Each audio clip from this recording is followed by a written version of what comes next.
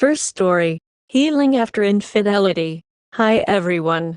I just wanted to share my journey of surviving infidelity, as I remember how overwhelming the pain felt when I first found out, and even well into the first year. It seemed like that intense pain would never go away, but I'm here to tell you that it does lessen over time, though it takes a lot of work.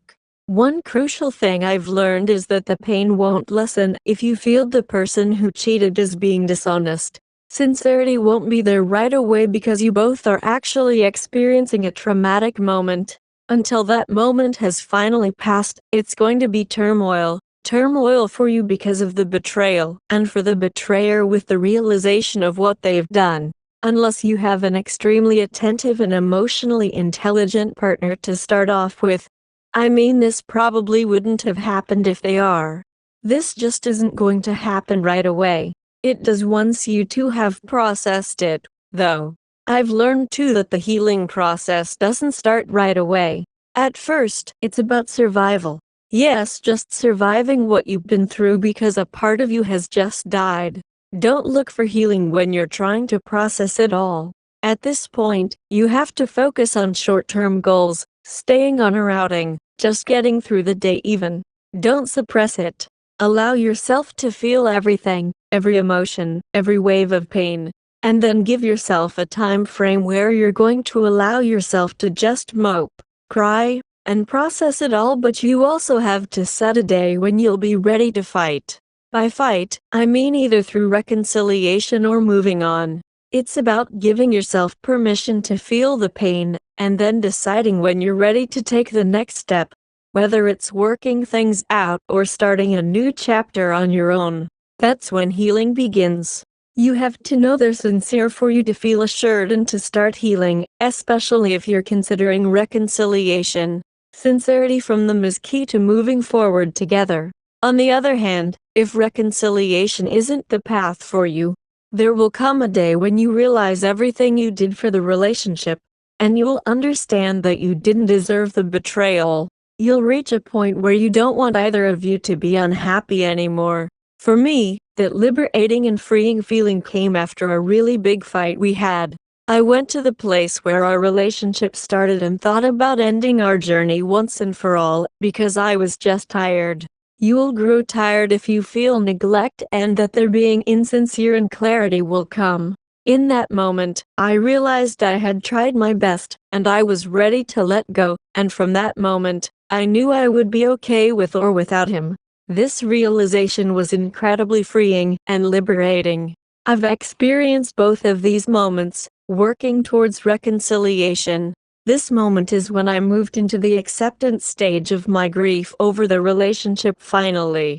It was a difficult journey, but that is when I felt like healing began. Do I still think of certain things and get sad? Yes, but it does not hold the same power over me. It doesn't sit with me all day, it passes, and with time it has lessened. I don't have the mind movies anymore. I don't look at him with disgust anymore. There was several streak of weeks that went by where I did not even think of the affair and the AP, and when I first did, because of triggers from a song, I thought about how far I have come because it used to bother me daily. There will come a day where you won't think about it as much as you do, and I hope that brings anyone who needs it some comfort. I just wanted to come here and share this because I often would cry myself to sleep wondering if I would ever be free of this suffering. So if that is you today, please know that healing is possible. As I think it would have been a huge comfort to hear something along these lines then. I think I remember coming across posts from people 3 years to decades post-day who were still suffering, and it scared the life out of me. Sending strength and love to all of you. Second story, should I get a divorce? So I at 58 caught my husband M64 in yet another online affairs. This is the third time I've caught him. I don't know how many more there were. The first two, I tried to leave, but we have twin boys 16 now. But at that time they were young 4, and he took them and hid them at his co-worker's house for 2 weeks. I didn't know where they were and it was driving me crazy, so I just begged him back. He won't admit to any wrongdoing then or now.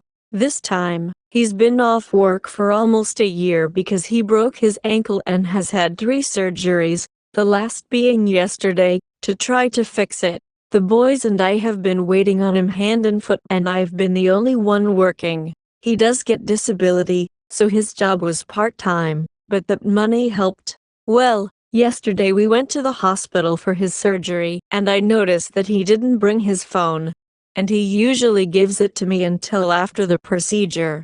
That set off alarm bells for me. So after they took him back, I went back home and went through his phone and discovered 2 females, supposedly, that he'd been talking to. The first message said, "Honey, are you at hospital?" So I answered for him, "Yes." Then she said, "I love you and remember I need you." The other one seems to be a missionary of some sort, so although they are talking, there really aren't any romantic talks between them. But he did message her that his surgery was that morning. The worst of it is that he has been sending money to these 2 women, over 2,000 in the last 4 months.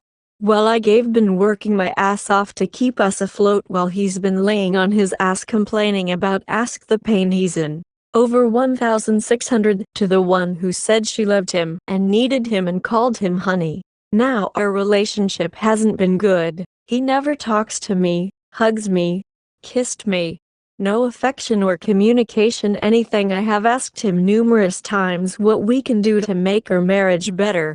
The reason I found the money is because I went through his Cash App and saw where he has been transferring money to Western Union. So I got into that and found out about the 2,000. I'm just tired and want out, but it's complicated by the kids because I won't leave them with him. They want to go with me, but are too scared to tell him that, and he will fight it anyway. I've tried to hang in there until they are 18, but at this point I despise him. I kinda feel bad leaving him right after surgery. He won't even try to get better. He just laid in the bed, not even getting up to pee. He's been using a urinal since January. It's really getting ugly, but at least in standing up for myself, which I'm proud of. Should I try to suffer 2 more years until the twins are grown? EDA, he claims the money is for God's work, his tithes and offering. He's very religious, in my opinion is hypocrite, but I don't buy that. It feels like he's taking from his family while I'm working to support us.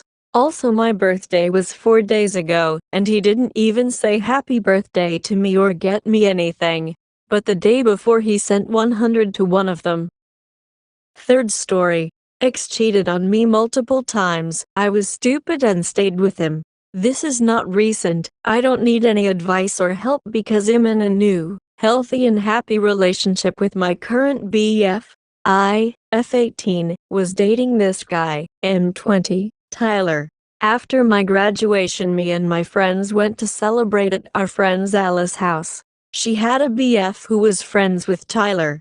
I had already once dated Tyler back in my sophomore year, but broke up with him because of trust issues.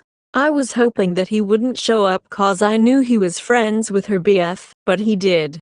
When he got there, Ali said that we should let our other friend Makia get with him, and I was obviously against that.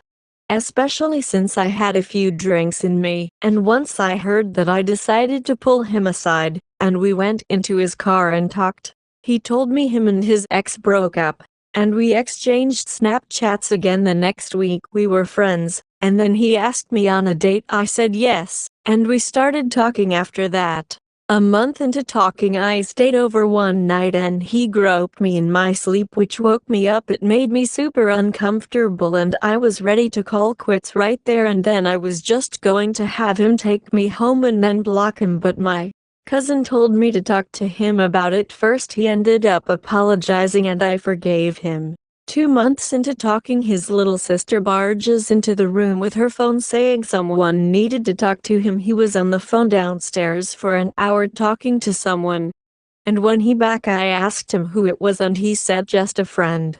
3 months in, a girl texted me saying that he was talking to her and that they had been flirting. I confronted him about this and he apologized. 4 months in, I start getting a feeling that something was up and asked to go through his phone. And he said, if you want to ruin your peace, go ahead. I found multiple different girls he had been messaging behind my back. One was a girl who was in a relationship and she was 25. The others were still in high school. I forgave him. Month 5, he asked me out. I said yes and was happy to be his actual GF. I just want to say that he had brought my self-esteem down so low that I stopped eating altogether and went from 135 to 114. In 5 months, only calories I had were whatever was in the alcohol I was drinking. Then a week later I was invited to a party and went. I got extremely drunk. And he called me and I said I was with my GFS. And he said, so I'm allowed to have other GFS too? Then this angered me. And I said no because I'm his GF and he was only to be with me. This must have snapped him into reality, and he ended up texting me while I was drunk to break up with me. I woke up the next morning massive hangover and begging him to stay with me. I was an idiot. The hour phone call was his ex, and he told her I was just some bitch, and he really just wanted her. The 25-year-old told me they had been flirting off and on since me and him had been together. There were so many red flags I ignored that they could write a story about him, and it'd be longer than the Harry Potter book series. Fourth story. Discovered GF was talking with other men, seeking advice. Basically, for context of what happened, me, M19, and my GF, F18 have been together for almost a year and things have been great. We talk regularly, go out on dates often, and spend lots of time together. I am currently in the Army National Guard and she is about to go to college with plans to work in the government field. We met in high school, but didn't start dating until our senior year, and she is honestly just great. Family and friends have asked often if we would stay together considering me in the military and her going into college, and I have always felt so safe and comfortable answering yes. We do plan to stay together.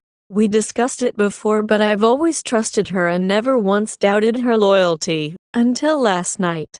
She recently returned from a trip to Europe with her mother and seemed to have a ton of fun. I went to her house yesterday to spend the day together since we hadn't seen each other in a little over a week. It was just another good day being with her and her family. We went and picked blueberries so she could make her famous blueberry muffin cookies, which were delicious by the way. And we spent the rest of the day chilling, watching TV, and just enjoying our quality time like usual. She ended up taking a nap and my phone died while she was sleeping on top of me. As to not wake her by putting it on the charger, I simply grabbed her phone and continued watching the YouTube video I was watching, just on her phone. She then woke up and just asked what I was doing and I told her just that. She then got up and went to use the restroom and get one last batch of cookies in the oven. And I seen a notification from one of those apps to make friends you'd see on TikTok or Instagram. She had told me she had the app before but never uses it anymore since she was dating me, just that she never got around to deleting it. I brushed it off at the time, not giving it any thought because I trust her. I then attempted to swipe away from the notification and I clicked on it. Me being curious, I read the message because it was from some guy and I seen that she had been frequently using this app and lied about it. She had been texting guys, many of them hitting on her, and she was encouraging it. I wouldn't necessarily consider some of this cheating, I guess, but she, however, was being very friendly with some of these guys. For example, I read a conversation that had one of these guys hitting on her saying, "Let me marry you and let's make out," and she would respond, "A KII," or say, "I'm on my way," as in a joking matter, but to me, you didn't feel all that funny. Most of these conversations would end in them giving each other their socials such as Snapchat or Instagram. So naturally, I followed them to her Snapchat and Instagram, and many of these guys would continue to head on her, and she would not encourage it, but they would snap back and forth with a couple cases. Her saving these guys snaps in chat with them flexing or just pictures of their face. With me already very angry and my heart pounding out of my chest at this point, she walked back in the room, and I told her I was tired and wanted to go home. With me being dropped off at her house instead of driving there, I was going to have her bring me home, so she drove me home, and we didn't talk much on the way home. But she knew that there was something wrong with me because I seemed kind of pissed off, but didn't really say anything. It wasn't until we pulled into my driveway when I said, "There's something that I wanted to talk to you about." I then told her that I had clicked on the notification and naturally got curious and looked through some of these messages and chats, and then followed them to her Snapchat and Instagram, and went through some of these chats. I told her that I wanted her to be honest with me and not lie to me to spare my feelings, but that she needed to explain to me what the hell was going on. She told me that she knows she messed up, and that she shouldn't have had the app, that she had it before we were dating and just never got around to deleting it, and that she did like friends, but most of these guys were just hitting on her, and she should have told me about it and she shouldn't have been so stupid. She said that there was nothing else that I didn't know about and that it will never happen again, mind you. She was saying all of this in tears, and I was in tears because I thought that she was cheating on me. And I don't exactly know how to feel about this situation. Wasn't out here having intercourse with other guys, and to my knowledge she wasn't sending any explicit photos or receiving them or encouraging anything like that. But on the other hand, she was still talking to these guys and encouraging the compliments and hitting on her, and she was hiding it all behind my back. Conversation last night, I told her basically that if this ever happens again, if I find anything else, that we are done. That this can never happen again and it better not happen again. She agreed that she messed up. She apologized a million times. By the end of the conversation in the car last night, I told her that I was willing to forgive her, but that it can never happen again. I told her that next time a guy hits on her or says anything in that type of manner, that I would extremely appreciate if she would come and tell me. I told her that all of this was completely over the line, and I was not happy with her. I did expect our relationship to be over last night, but I told myself last night that I just needed to forgive her and push it out of my head. But most of today I keep thinking about it, and it honestly feels like a betrayal, as if she were cheating, even though she wasn't at the same time. I don't know how to feel about this. We're currently on normal speaking terms, and I'm trying to act as if last night never happened, as to not cause any more problems. I do feel like she is truly sorry, but she has broken the trust that I had for her before. If any of you guys have advice or any words of encouragement, I would love to hear them. I just don't know, a little dramatic, or if my feelings are justified. Fifth story. 2 years since discovery, 1 year since divorce. Life couldn't be better. I would like to preface this with my situation, as I know it will not fit everyone's story, and so it's important I lay out details for those who can relate. For those who can't, I still believe in you. You're strong as fuck, and you will overcome this. I am a male who has a graduate degree in healthcare. I had never earned more than $50K a year, have about $270K in student loan debt, no children, and had been dating my wife for 11 years and was then married for just over a year before I discovered she had been having an affair for 3 years with a co-worker. She was the primary breadwinner, making well over $250K a year. We were 30 and 31 when discovery was made. I am very close with my family, particularly my older brother. He's done well for himself and has a wife and kids who I love dearly. I have an amazing group of friends that I worked very hard to keep close over the years. My marriage fell apart for a multitude of reasons, but the biggest being we grew to be different people. We enjoyed each other but took different paths. I think we both were blinded by sunk cost fallacies and also comfort. We grew up together. It's hard when every major moment in your adult life up until that point you had this person with you, to stop and think, hey, maybe we aren't a good fit. I don't think we could have fixed it. I think we really liked aspects about each other, but a lot of that was molded over the years. We were too different for it to have ever worked. She cheated, but I don't hate her. In fact, I have forgiven her. This is my story of my progress. After day my life was shattered. I was convinced we could fix it, that we had to but I knew there was no way I could get over the pain she had caused.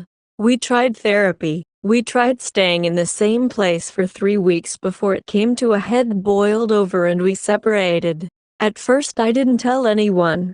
Then I told my best friend. Then as I saw things turning for the worse, I told my brother. I won't get into these details too much. For many of you, I'm sure you understand the trauma, the horrendous pain you feel during this time. I lost 30 pounds, didn't sleep, stepped away from job. My ex was remorseful immediately and supportive in what ways she could be. But the 3 weeks of hell I put her through for what she did was too much, and she left. I spilled my heart to my brother. He hopped on a plane that night, flew to my apartment. He packed up everything that was irreplicable to me, some essentials and clothes, anything we could fit in a Honda CR-V. And he drove me across the country to live with him and his family while I figured things out. I was at my ultimate low, $6,000 to my name, massively depressed. I couldn't eat. I just slept, unemployed. Left everything behind me at my old place. Told my ex I couldn't pay for anything and that it was on her. I said keep everything, all the stuff I ever owned. I left all my possessions at work to my friend who also worked there. I knew no one where my brother lived other than him and his family. I was a burden on my brother. I was crying and his young kids would see it. I didn't take care of myself. I barely left the bedroom they had set up for me. I wanted to die. 3 big things happened at this point that I think helped a lot, and that again isn't for everyone, but think really started the engine. I signed up at a federally qualified health center to get free healthcare on their sliding fee while I was unemployed. I started taking Lexapro RX by one of their providers. I regularly spoke with a therapist the organization provided for free.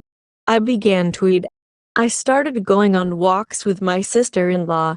We didn't even talk sometimes, we just walked.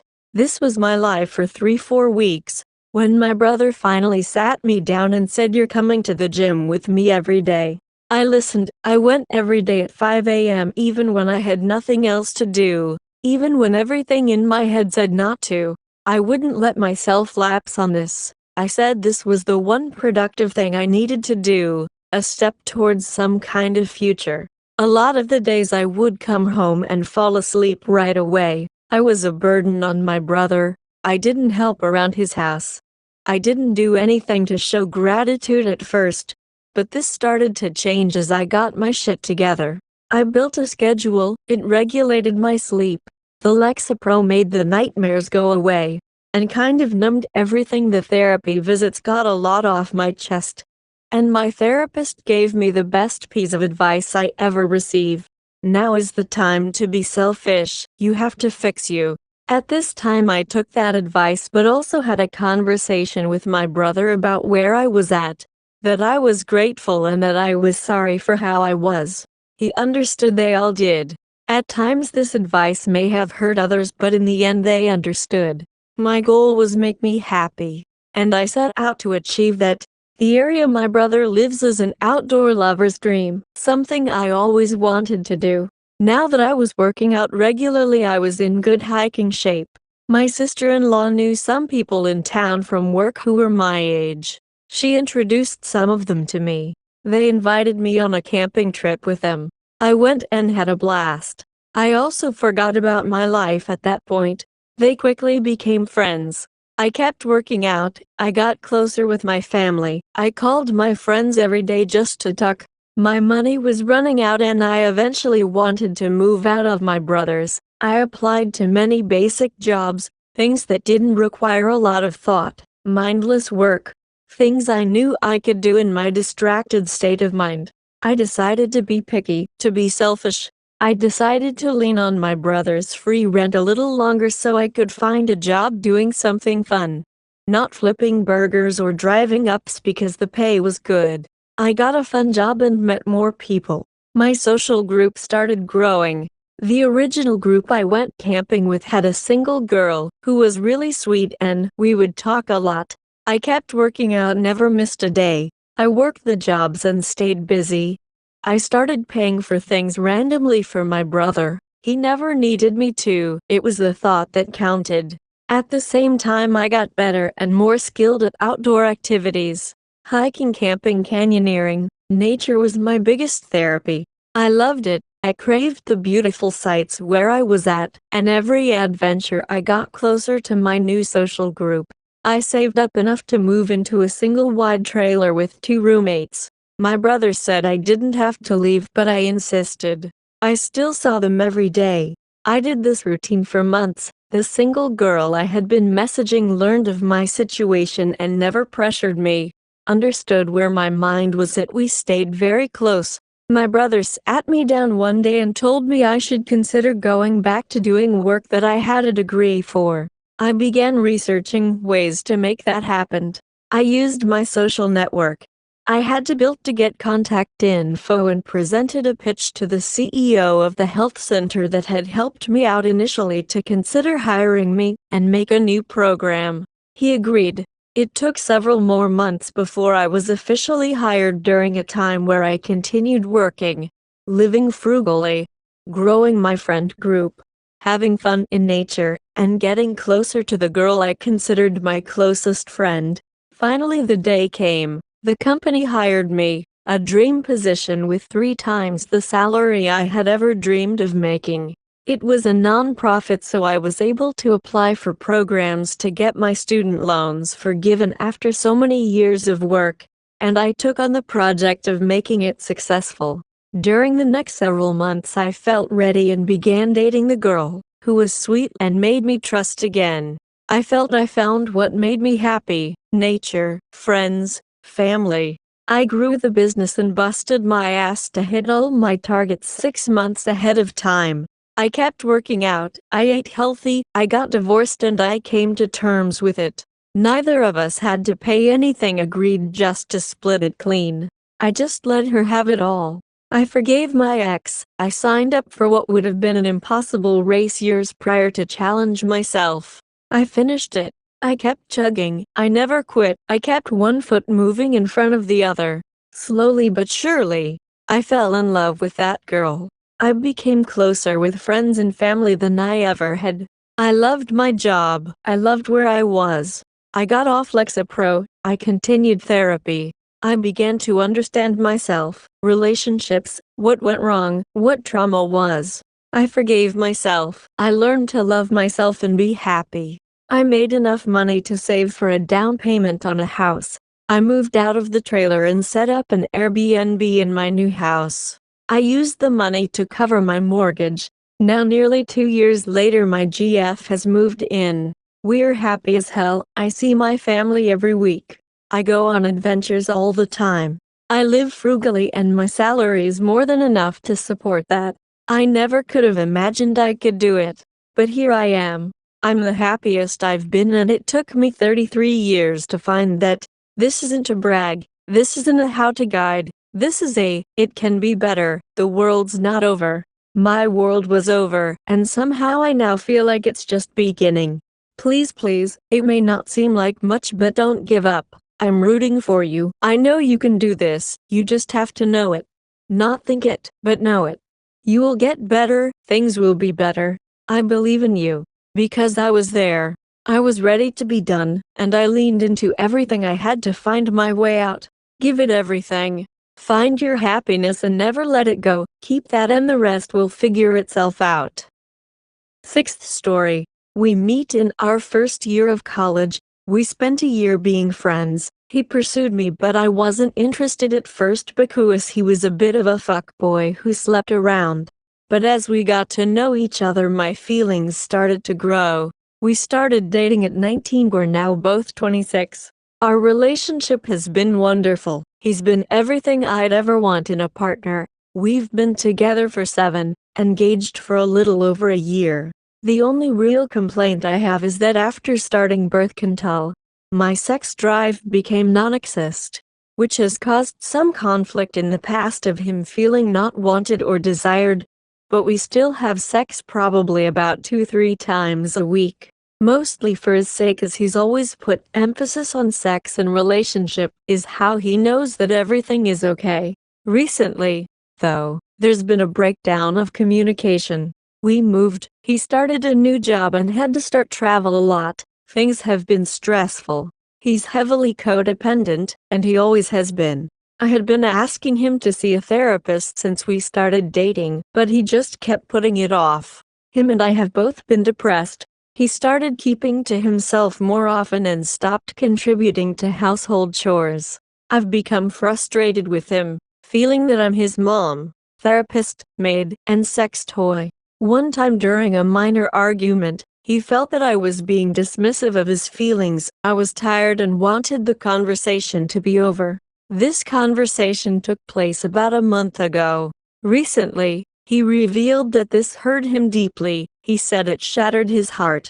The next week after this initial conversation, he went on a 2-week bussiness trip. This is when I think the cheating took place. He was very distant from me on this trip. He'd normally call me and talk to me for hours, but I barely heard from him, and text were one-word replies. I had this small feeling he might be cheating, but hurried it as he's always been nothing but faithful and loving, and thought I was just being paranoid since the stereotype of partners cheating on bussiness trips. Once he came home from the trip, he was even more distant and actively throwing up every wall. I sensed this the first day. For the past month we've been talking about our feelings for each other, what we can do to improve our relationship, etc. We were at a point where I was starting to feel good instead of crying myself to sleep, feeling like I am about to lose my best friend. We are both separately in therapy now. At this point I didn't know he cheated, but a level of trust was still broken. Feeling that he was going to leave as he's never acted like this before, it really scared me. Despite this, I still couldn't shake the suspicion that there was something else to it. There is a female coworker he frequently talks about, and even started to play games with online. I went snooping on his computer while he was away last night for a bussiness trip. I found the patient intake forms he submitted to his new therapist. On the questionnaire asked if he had been acting out in any way, smoking, drink, etc., but listed it asked if he'd been sexually acting out. He checked yes, and written next to it he said, I have physically and emotionally cheated on my partner with a coworker. This is ongoing. He filled out this form about 2 weeks ago. So I feel like maybe he isn't involved with this person anymore. Not that changes what he did. I'm lost, scared, I don't know what to do. I don't have any family to turn to, my friends are his friends, so I can't confide in them yet. Luckily, I have an appointment with my therapist tomorrow, so I'll discuss it with her. He had cheated in the past on his previous partner, but that was high school, so I didn't think much of it since he was a kid. Last night I called him and pretended everything was normal, just because I wanted to hear his voice. He was talking very optimistically about our relationship, saying he wants to take me on a date tonight. He's planning a weekend trip for us. I want to pretend I never snooped, that I can pretend to be blissfully ignorant of his infidelity. I want everything to go back to normal, but I also want to confront him, scream, and ask why he'd throw away our life for nothing. I feel bad for not being there for him when he needed me. I think he freaked out when he felt that I was being dismissive of him, and his codependent nature caused him to latch onto anything to feel comfort. I'm so sad that our relationship is probably over because of his own insecurities, that I asked he seek therapy for a long time ago, rather than the relationship failing because of the relationship itself. I felt that I have been nothing but a loyal, loving, dependable partner. I spent a long time trying to be everything for him, but I guess I wasn't enough. I've only had 24 hours to think. I'm just a roller coaster of emotion right now. I've never felt so alone. I miss my home and my best friend. Found out fiancé was cheating on me with a coworker. Not sure what to do next, what my first steps should be. This is extremely out of character for him. I'm just trying to process my emotions. 7th story. Partner was a completely different person than I thought. First time poster here. I, F25, have been with my partner, M29, for almost 3 years. We have lived together for 2. I've just found out that he has been a completely different person behind my back, actively taking any opportunity to try and have sex with girls behind my back, unsuccessfully mostly. I don't know how many times he has been successful. I won't ever know, but I'm not naive enough to think the 2 occasions I've found out about were the only times he's tried. He is very good looking and charming. His best and closest friend is a serial cheater, cheats any chance he gets, and is devoid of all remorse. My partner has covered up for him for years. This has disturbed me for so long, but he always convinced me it wasn't my place to tell the GF. I was breaking his trust if I told. I was very scared of him in a lot of ways due to his anger issues. Talked about how horrible it was for him to act like that. It has been a toxic relationship in many ways as we didn't trust each other. He was convinced I was cheating, would cheat and couldn't be trusted, which made me paranoid of him. Turns out he was acting that way because of his own behavior. There was so many occasions and things I was suspicious of, that now realizing he's exactly like his best friend, I realize he manipulated me to believe otherwise for years. Looking back, knowing who he really is, it's so hard to see all the times the red flags were there, and he made me believe I was being crazy. I took medication for a year because I was so convinced I was paranoid and anxious for no reason. I have never met someone who could manipulate me so well. Our sex life was great, we had so much fun together. I gave him everything and more, and I felt like it was a very happy and loving relationship most of the time. The bad times were bad, and he was awful and unbelievably cruel towards me many times. As every toxic relationship says, the good was great and the bad was awful. It's a very long story. Taking him back is out of the question. The thing I'm struggling most with is trying to understand the person he really is. His best friend is so evil, it's so hard for me to wrap my head around the fact he's exactly like this. He's denied everything and tried to flip it on me once again, and how could I not believe him and trust him? I just can't understand how the person I've been closest to and loved so much and spent so much time and happy moments with, is a completely different person than I thought. I loved someone who didn't even exist. He is my closest friend. It hurt so much to know he was like this all along and I never saw it. I know I should have. I just wanted to hear him admit it and even say sorry, so I could believe the person I loved was still in there and felt remorse about what they did. But he didn't and doesn't. No apology, just trying to manipulate me further. My brain wants to believe the manipulation like I always have in the past, to believe it's not true like he says, that he loves me so much, etc., etc. It's so hard to accept the reality of who he is. The fact I didn't really know my best friend and partner at all.